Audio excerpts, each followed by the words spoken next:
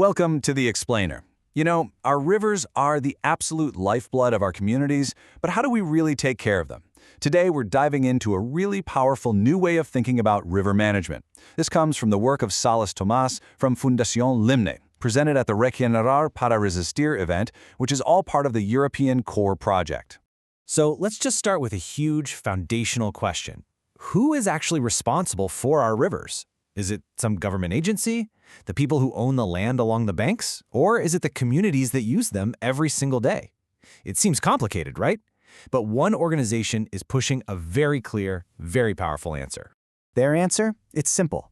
Everyone. Fundación Limne is all about this model of shared responsibility. They believe that for our rivers to be healthy in the long run, it can't just be one group's job. It has to be all of us working together.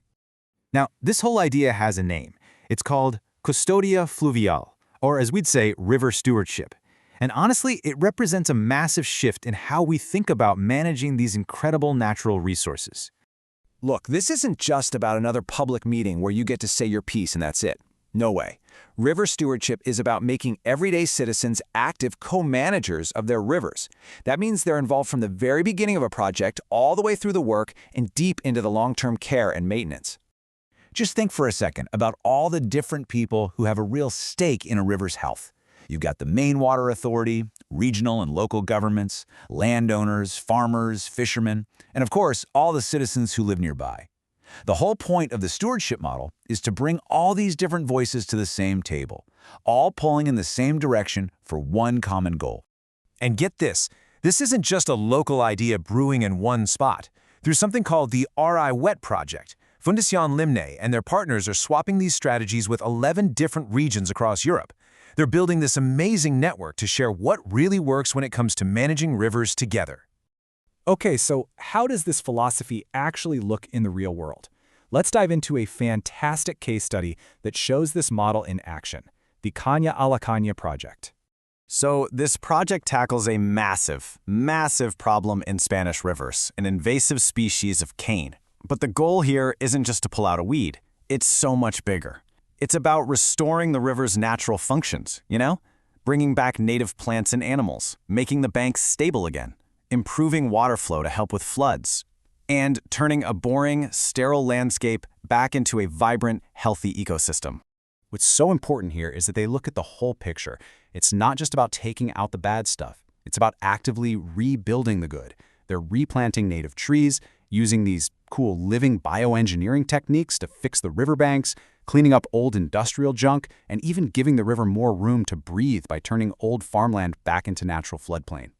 Now, this is a brilliant and kind of counterintuitive idea they stick to. They absolutely refuse to find a commercial use for the cane they remove. But why? Well, as Sales Tomás explains, if you give an invasive species an economic value, you're basically creating a reason for it to stick around. And the goal isn't to manage it. The goal is to completely get rid of it. And the scale of this project is it's incredible. We're talking 75 kilometers of river, bringing together 13 different municipalities. This isn't some small one-off project. It is a true watershed-level vision in action. And this is where that stewardship model really comes to life. More than 1,000 regular citizens have actually rolled up their sleeves and gotten their hands dirty, directly participating in the restoration work. The impact also stretches to the next generation. Through nearly 500 educational workshops, the project has connected with around 6,000 students. They're actively building a new generation of people who care about and understand their rivers. So beyond all the physical work, this stewardship model also empowers the community through science. Let's take a look at another awesome initiative called Proyecto Ríos. I just love this way of thinking about it. Proyecto Ríos basically turns ordinary people into the eyes and ears of their local river.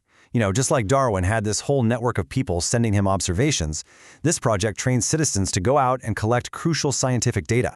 And we're talking about real science here. They follow the EU's Water Framework Directive, and volunteers get trained to measure key things: the water's chemistry, what kind of biological life they can find, and even the physical shape and flow of the river.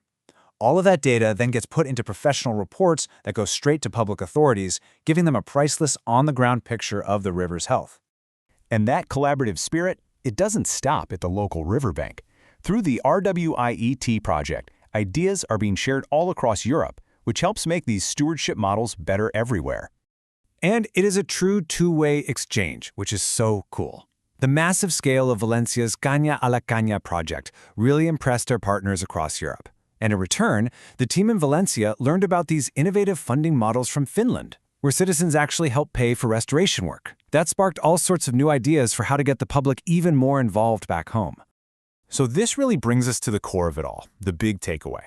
When you stop treating citizens like volunteers and start treating them as true co-managers, you get results that actually last. Because, as it says right here, lasting change isn't just about shovels and seeds. It's built with a strong, connected, and empowered community. And that leaves us with a question to take back to our own communities, doesn't it? What is the story of your local river? And maybe more importantly, who is helping to write its next healthier chapter? Thanks so much for joining this explainer.